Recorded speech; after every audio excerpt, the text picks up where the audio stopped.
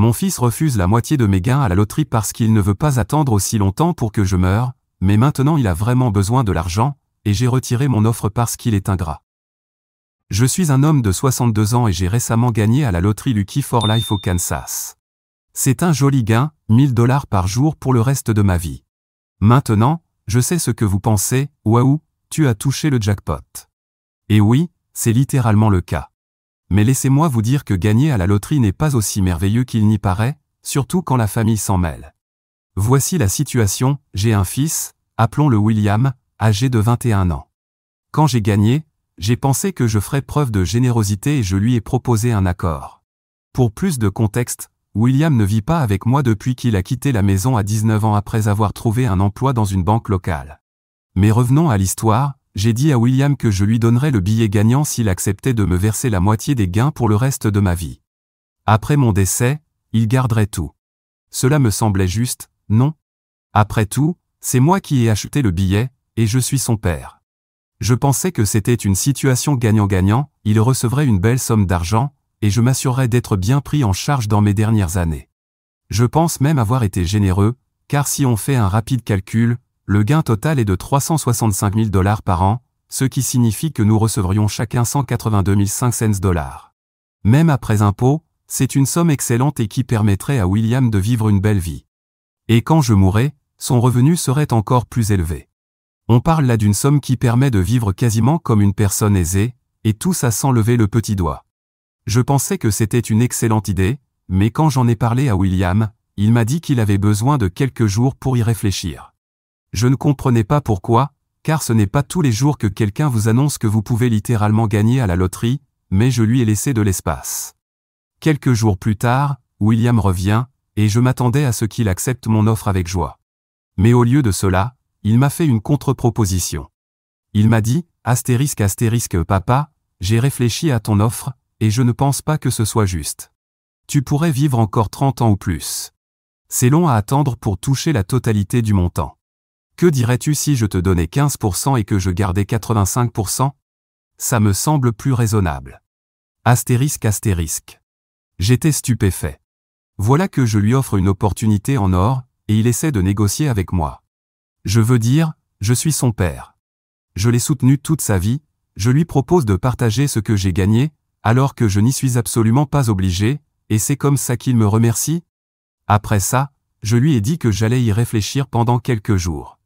Je connaissais déjà ma réponse, mais j'étais trop en colère pour lui répondre à ce moment-là, et je voulais prendre du recul pour analyser mes options. Mais attendez, c'est encore pire. D'une façon ou d'une autre, mon ex-femme Patricia, la mère de William, a appris toute cette histoire. Nous sommes divorcés depuis des années, mais soudainement, elle pense elle aussi avoir droit à une partie des gains. Elle n'arrête pas d'appeler et d'envoyer des messages, disant des choses comme « J'ai aussi élevé William, je mérite une part de cet argent ». Honnêtement, je suis au bord de la crise de nerfs. Je n'aurais jamais pensé que gagner à la loterie causerait autant de drames dans ma vie. J'ai toujours essayé d'être un bon père pour William, même après le divorce. Patricia et moi avons eu nos problèmes, mais nous avons réussi à bien élever William ensemble. William a grandi en étant un bon garçon, enfin, c'est ce que je croyais. Après beaucoup de réflexions et de nombreuses nuits sans sommeil, j'ai pris une décision. J'ai dit à William que je retirais complètement mon offre. Le billet reste avec moi, et je serai le seul bénéficiaire des gains. Eh bien, William était furieux.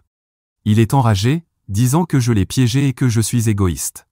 Patricia le soutient, m'insultant avec des propos que je ne répéterai pas ici. Ils disent tous les deux que j'ai changé, que l'argent m'est monté à la tête. Mais voici le point clé, je ne pense pas être déraisonnable. C'est mon billet, mon argent. J'ai travaillé dur toute ma vie, et c'est la première fois que j'ai un vrai coup de chance.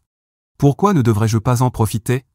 J'ai essayé d'expliquer mon point de vue à William.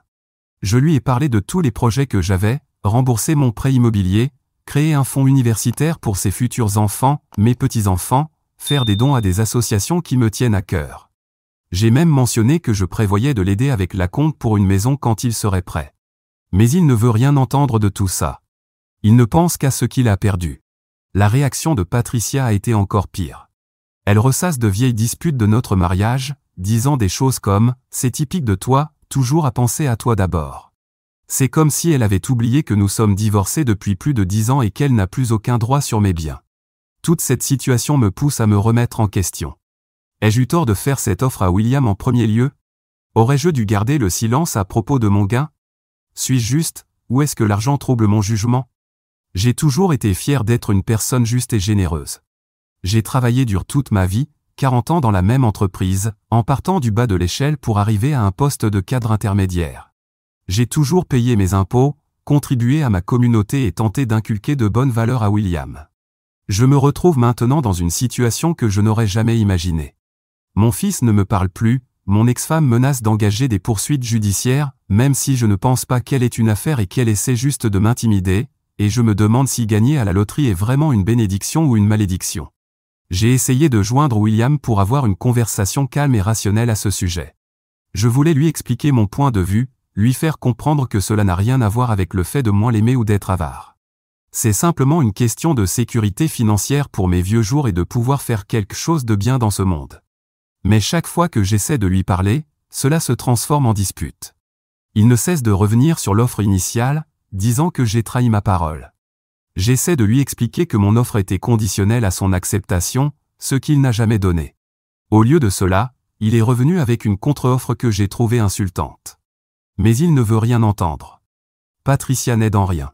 Elle remplit la tête de William avec toutes sortes d'idées, lui disant qu'il a droit à cet argent parce qu'il est mon fils. Elle est même allée jusqu'à lui suggérer d'explorer des options juridiques pour contester mes gains.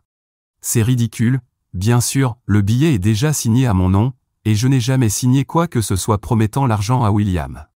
Mais le simple fait qu'ils envisagent cette option me blesse profondément. J'ai commencé à me demander si j'aurais simplement dû garder mon gain secret. Peut-être que si je n'avais rien dit, les choses entre William et moi seraient restées normales. Nous avions autrefois une bonne relation. Pas parfaite, bien sûr, quelle relation parent-enfant l'est. Mais nous pouvions discuter, plaisanter, regarder le football ensemble. L'ironie de la situation ne m'échappe pas. Me voici, avec un revenu garanti de $1000 par jour pour le reste de ma vie, et je suis plus stressé que jamais. Je devrais être en train de célébrer, de planifier une retraite confortable, peut-être même de réaliser ce voyage en Europe dont j'ai toujours rêvé. Au lieu de cela, je dors mal, je suis inquiet pour ma relation avec mon fils et je dois gérer une ex-femme vengeresse. J'en ai parlé à des amis, et ils pensent tous que je n'ai rien fait de mal jusqu'ici. Ils disent que même si Patricia avait voulu une part de l'argent, elle aurait pu convaincre William d'accepter mon offre. Mais maintenant, je vois clairement de qui il tient son côté ambitieux. J'ai envisagé de tout donner à des œuvres de charité juste pour mettre fin à tout cela. Mais ensuite, je pense à toute la sécurité que cet argent pourrait m'apporter pour l'avenir, et je n'arrive pas à le faire, surtout maintenant que je n'ai plus un fils dont je suis sûr qu'il prendra soin de moi dans mes vieux jours. Me voici donc, gagnant de la loterie, me sentant tout sauf chanceux. Mon fils ne me parle plus, mon ex-femme est en guerre contre moi, et je me demande si j'ai pris la bonne décision. Suis-je le méchant pour avoir retiré mon offre et gardé mes gains? Aurais-je dû gérer cette situation différemment? J'espère que vous pourrez me donner quelques conseils. Édition, waouh, cette histoire a vraiment pris de l'ampleur pendant la nuit. Merci pour toutes vos réponses. Pour répondre à quelques questions courantes. Oui, j'ai consulté un avocat. Le billet est légalement à mon nom, et ni William ni Patricia n'a le droit de le revendiquer.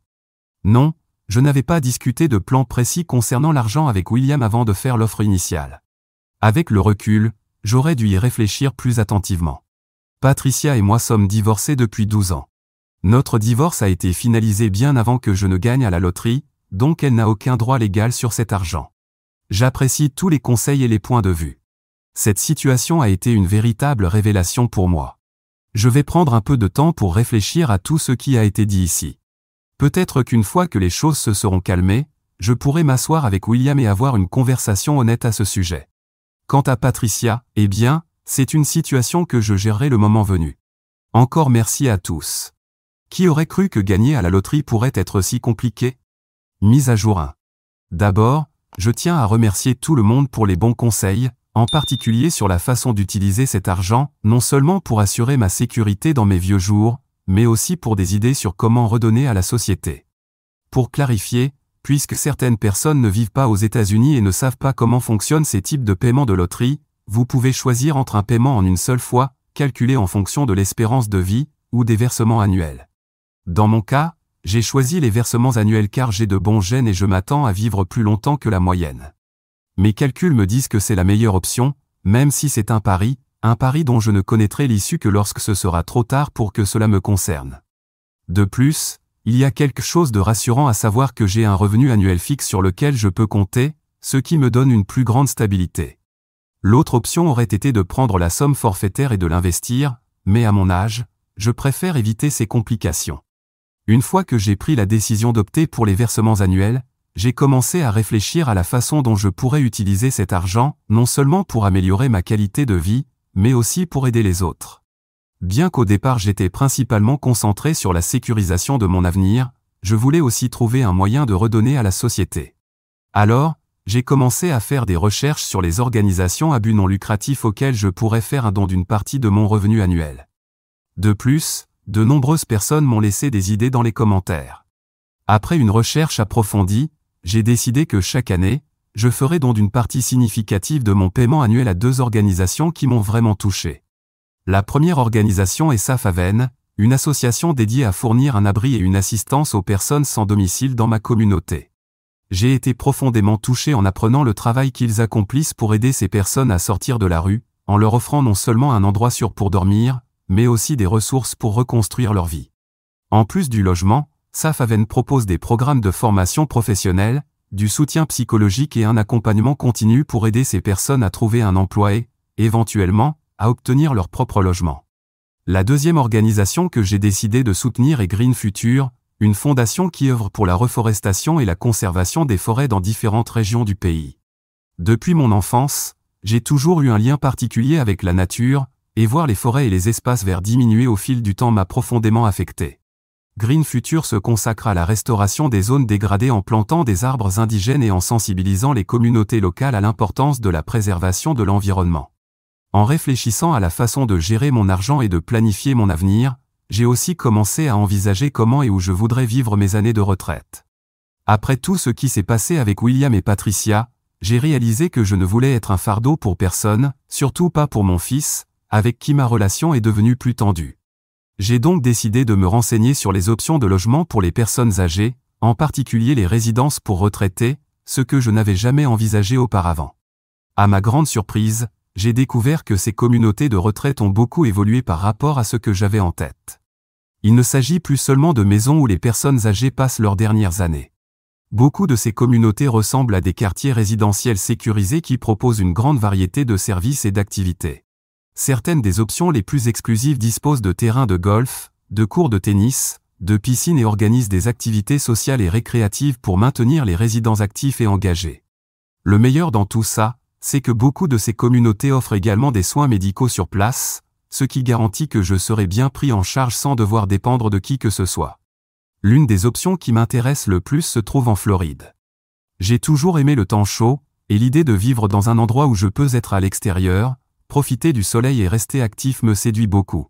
La Floride présente aussi l'avantage de ne pas imposer d'impôt sur le revenu, ce qui signifie que je pourrai conserver davantage de mon argent, me permettant ainsi de profiter d'une meilleure qualité de vie. Avec autant de décisions importantes à prendre, j'ai décidé qu'il était temps de consulter un avocat pour m'assurer que tout était en ordre. Je ne veux pas seulement structurer mes finances de la meilleure façon possible, je veux aussi m'assurer que lorsque je ne serai plus là, mon patrimoine sera distribué selon mes souhaits. Ma première priorité est de garantir que mes dons aux associations à but non lucratif soient bien organisés. Je veux que le processus soit aussi simple que possible pour que les organisations reçoivent leur soutien sans complications juridiques. De plus, je veux créer un fonds qui permettra aux dons de continuer même après mon décès, puisque je ne pourrai pas dépenser tout cet argent de mon vivant. Je veux également discuter avec mon avocat de la meilleure façon de garantir que mon revenu annuel de la loterie couvre toutes mes dépenses, y compris mon logement dans un endroit comme celui-ci, surtout en vieillissant. Enfin, et peut-être plus important encore, je veux discuter avec mon avocat du meilleur moyen de gérer mon héritage. J'ai ma propre maison, et lorsque je ne serai plus là, il restera probablement encore de l'argent issu de mes économies accumulées au fil des ans et de mes gains à la loterie, alors je dois déterminer ce que j'en ferai. Je dois avoir tout en ordre pour garantir ma sécurité, surtout maintenant que ma relation avec mon fils n'est plus au beau fixe. Mise à jour 2.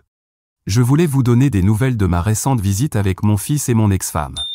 Après tout le drame qui a éclaté depuis que j'ai gagné à la loterie, ils ont finalement décidé de venir me voir.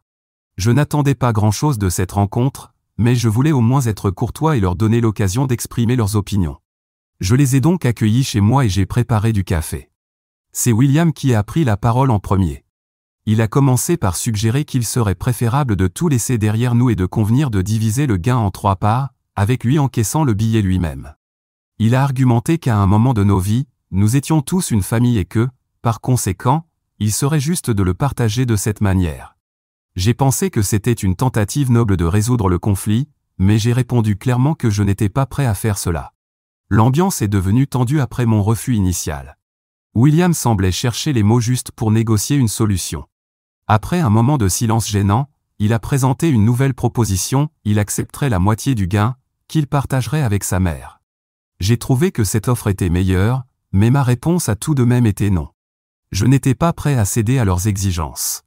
William, apparemment résigné, a fait une dernière proposition, il accepterait seulement 25% du gain. Il a fait valoir que c'était le minimum que je pouvais faire en tant que père et a mentionné que s'il partageait ses 25% avec sa mère, il gagnerait l'équivalent de son emploi actuel dans la banque, mais sans avoir à travailler. Il pensait que cette proposition était raisonnable et juste, et s'attendait à ce que j'accepte enfin.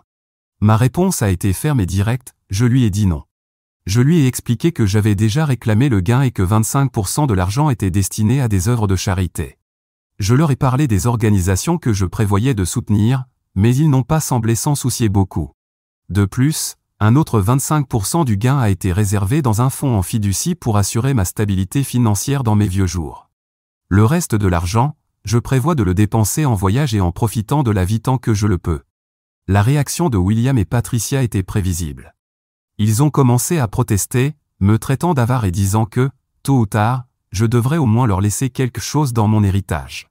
Patricia, en particulier, était très en colère, m'accusant d'être égoïste et de ne pas prendre en compte les besoins de mon fils.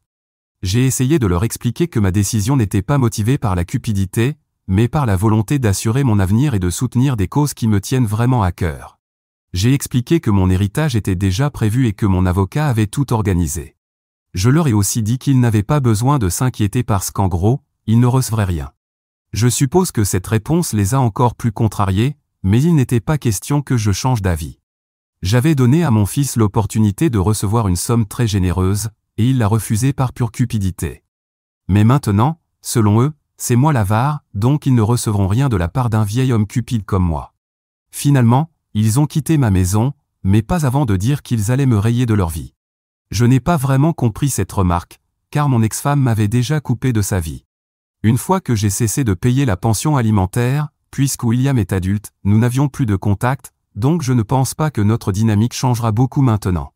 Quant à mon fils, eh bien, j'ai fini par accepter que je ne peux pas compter sur lui, c'est pourquoi j'ai commencé à planifier mon propre avenir. Même si cela m'affecte en tant que père, je ne veux pas payer pour avoir une relation.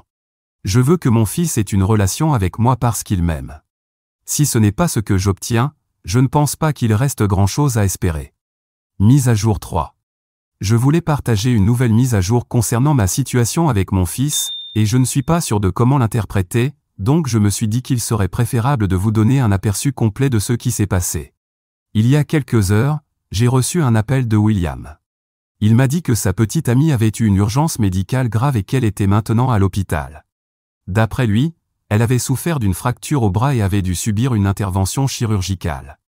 La situation est compliquée car sa petite amie n'a pas d'assurance maladie et, selon William, l'hôpital exige un paiement de 16 000 $ pour couvrir les frais médicaux. William m'a demandé une aide financière immédiate, me demandant de lui transférer l'argent afin qu'il puisse régler la facture de l'hôpital. Il a dit qu'il préférerait que je lui envoie l'argent directement, car il s'occuperait de tout. Ce qui me semble étrange, c'est que, malgré l'urgence de la situation, William n'a donné aucun détail supplémentaire ni fourni de documents ou de preuves de cette urgence. Il a simplement insisté pour que je lui transfère l'argent afin qu'il puisse régler le problème immédiatement. Je dois avouer que j'ai des doutes. Après tout ce qui s'est passé récemment, je ne suis pas complètement sûr que cette urgence soit réelle ou si c'est simplement une autre tentative pour me soutirer de l'argent. Ne vous méprenez pas, je suis prêt à aider en cas de véritable besoin, mais je dois aussi protéger mes propres intérêts et m'assurer que je ne suis pas manipulé. J'ai proposé à William que je pourrais me rendre personnellement à l'hôpital pour régler la facture directement avec l'établissement. J'ai pensé que cela pourrait être un moyen de vérifier la véracité de son histoire et de m'assurer que l'argent était bien utilisé à bon escient.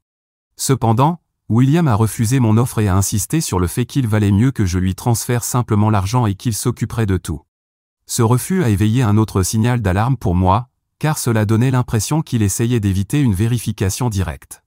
Au lieu d'accepter sa demande, j'ai dit à William qu'il pouvait soit accepter ma proposition, soit chercher de l'aide ailleurs.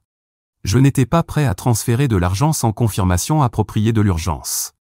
William, visiblement frustré, m'a répondu qu'il irait demander de l'argent à quelqu'un d'autre. Je ne sais pas si c'était une tactique pour me mettre la pression ou s'il cherchait vraiment des alternatives. L'appel a eu lieu plus tôt dans la journée, mais je n'ai eu le temps de m'asseoir pour écrire cette mise à jour que maintenant. Il est tard dans la nuit en ce moment, et comme cette situation m'inquiète, j'ai décidé d'attendre le matin pour prendre une décision finale. Mon intention est d'appeler directement la petite amie de William, avec qui j'ai toujours eu une bonne relation, pour lui demander directement comment elle va et confirmer si l'urgence médicale est bien réelle. Je veux savoir si la situation est aussi grave que William l'a décrite et s'ils ont réellement besoin d'une aide financière urgente. Cependant, comme il est tard dans la nuit, je ne veux pas la déranger si elle essaie de se reposer ou de récupérer, alors j'attendrai le matin pour passer cet appel. Je me trouve à un carrefour difficile et j'essaie de gérer la situation avec le plus de prudence possible. Je ne veux pas refuser mon aide si elle est réellement nécessaire, mais je dois aussi être vigilant pour éviter de me faire manipuler. J'espère y voir plus clair demain matin, et je vous tiendrai au courant de l'évolution de la situation. Mise à jour 4. Après la conversation d'hier soir avec William et mes doutes concernant la véracité de son urgence, aujourd'hui, j'ai appelé la petite amie de William pour obtenir des informations directement à la source. L'appel s'est révélé assez intéressant, compte tenu de ce qu'elle m'a dit. J'ai toujours considéré sa petite amie comme une personne raisonnable avec qui j'ai eu de bonnes relations. Lorsqu'elle a répondu, je lui ai expliqué que William m'avait informé d'une urgence médicale impliquant une fracture à son bras et qu'il m'avait demandé une somme d'argent importante pour couvrir les frais. Sa petite amie, en entendant mon explication, semblait quelque peu surprise et préoccupée. D'abord, elle a confirmé qu'elle avait bien une fracture au bras, mais ce que William avait raconté n'était pas entièrement exact. D'après elle, une intervention chirurgicale n'avait pas été nécessaire, contrairement à ce que William avait prétendu. La fracture avait été traitée de manière conservatrice, avec un plâtre et du repos, et elle était déjà chez elle en train de récupérer. Cela contredisait le récit de William selon lequel elle avait subi une opération. En ce qui concerne l'assurance santé, sa petite amie m'a informé qu'elle avait bien une assurance. Bien que sa police ne couvre pas tous les frais hospitaliers, la situation n'était pas aussi grave que William l'avait prétendu. Le solde restant à payer n'était pas de 16 000 $, comme l'avait affirmé William, mais plutôt d'environ 12 cents. Cela a clairement montré que William avait considérablement exagéré la somme afin d'obtenir plus d'argent qu'il n'en avait réellement besoin. Sa petite amie m'a aussi dit que William lui avait mentionné qu'il allait me demander de l'argent pour couvrir les 1 200 $ restants. Cependant, elle n'avait aucune connaissance des 16 000 $. Au cours de notre conversation, sa petite amie semblait sincèrement embarrassée et troublée par la situation. Elle m'a assuré que ce n'était jamais son intention de causer des problèmes et qu'elle comprendrait si je ne pouvais pas les aider financièrement. Elle a aussi mentionné que leur situation financière était tendue, mais qu'ils géraient les choses du mieux qu'ils pouvaient. Elle m'a remercié d'avoir pris le temps de l'appeler et de clarifier la situation, et elle s'est même excusée si cela avait causé de la confusion. Puis elle m'a dit quelque chose d'encore plus intéressant, mon fils envisageait d'acheter une maison. Bien qu'ils aient économisé pour la compte, la maison qu'ils voulaient nécessitait un dépôt de 30 000 $, et ils avaient déjà économisé environ 17 000 $. C'est pour cette raison que leurs finances étaient serrées, ils avaient utilisé une partie de leur argent pour cet objectif. Maintenant, tout prenait beaucoup plus de sens. Avec 16 000 $, ils pouvaient couvrir la somme restante dont ils avaient besoin pour la compte. À cet instant, je ne savais pas quoi penser. D'un côté, sa petite amie semblait sincèrement gênée par les actes de mon fils, mais cela pouvait aussi être un plan bien élaboré. Comme je l'ai déjà mentionné, j'ai toujours trouvé sa petite amie aimable et bienveillante, mais je ne sais plus quoi croire. Je pense que si elle était également impliquée dans cette tentative de manipulation, elle aurait suivi l'histoire de William. Cependant, elle semblait vraiment bouleversée. Quoi qu'il en soit, elle ne m'a même pas demandé les 1 200 $, et je n'envisage pas de les aider. Mais je rendrai bientôt visite à la petite amie de mon fils pour vérifier comment elle va et voir comment elle se porte. Mise à jour 5. Aujourd'hui, j'ai décidé de rendre visite à William et à sa petite amie dans leur appartement pour voir comment ils allaient. J'étais préoccupé par les incohérences dans leur récit et j'ai pensé qu'il valait mieux aller voir par moi-même. Après ce que sa petite amie m'avait dit lors de notre dernière conversation, je voulais m'assurer qu'il n'y avait pas d'autres malentendus. Quand je suis arrivé à l'appartement de William, je me suis rendu compte que personne n'était là. J'ai frappé plusieurs fois à la porte et, n'obtenant aucune réponse, j'ai essayé d'appeler à nouveau sa petite amie pour lui demander où ils étaient, car je pensais qu'elle était censée se reposer. Lorsque j'ai finalement réussi à la voir au téléphone, elle m'a expliqué qu'elle et William avaient récemment eu une dispute. La situation avait dégénéré au point qu'elle avait décidé de partir et d'aller chez ses parents pour s'éloigner de la situation. J'ai été surpris d'entendre cela, mais j'ai compris que les choses étaient plus compliquées que je ne le pensais au départ. J'ai donc décidé de me rendre chez ses parents pour essayer de lui parler et enfin clarifier les choses. Quand je suis arrivé chez ses parents, elle m'a accueilli à l'intérieur. J'ai vu son bras dans un plâtre, confirmant qu'elle avait bien souffert d'une fracture, mais, comme elle l'avait dit, il n'y avait pas eu de chirurgie, contrairement à ce que William avait affirmé. Elle était visiblement bouleversée par la situation et m'a expliqué qu'après notre conversation quelques jours plus tôt, les choses entre elle et William s'étaient encore détériorées. Elle m'a raconté qu'ils s'étaient disputés violemment au sujet de l'argent et qu'en raison du comportement de plus en plus insistant et manipulateur de William concernant mes gains à la loterie, elle avait décidé de mettre fin à leur relation. Elle ne voulait plus rien avoir à faire avec quelqu'un prêt à aller aussi loin juste pour de l'argent. Son ex-petite amie s'est excusée au nom de William pour toute la confusion et pour son obsession maladive vis-à-vis de l'argent. Elle m'a assuré qu'elle n'avait jamais eu l'intention de causer des problèmes et qu'elle n'avait jamais pensé que les choses prendraient une telle ampleur. Je lui ai souhaité un bon rétablissement et je l'ai remercié pour son honnêteté. Cette conversation m'a permis de mieux comprendre la situation et de constater que, malgré tout ce drame, son ex-petite amie avait agi avec sincérité et intégrité. Je me suis senti soulagé de savoir que l'argent n'était pas réellement nécessaire et que ma décision de ne pas m'impliquer financièrement avait été la bonne. Enfin, j'ai dit au revoir à elle et à ses parents et je lui ai souhaité de se rétablir rapidement. Je ne ressens aucun plaisir face à ce qui est arrivé à l'ex-petite amie de mon fils, mais au moins, cette expérience m'a révélé une facette de mon fils que je n'aurais jamais imaginée auparavant. Si j'avais accepté sa première demande d'argent, je n'ai aucune idée de ce qu'il serait devenu ou jusqu'où il aurait pu aller.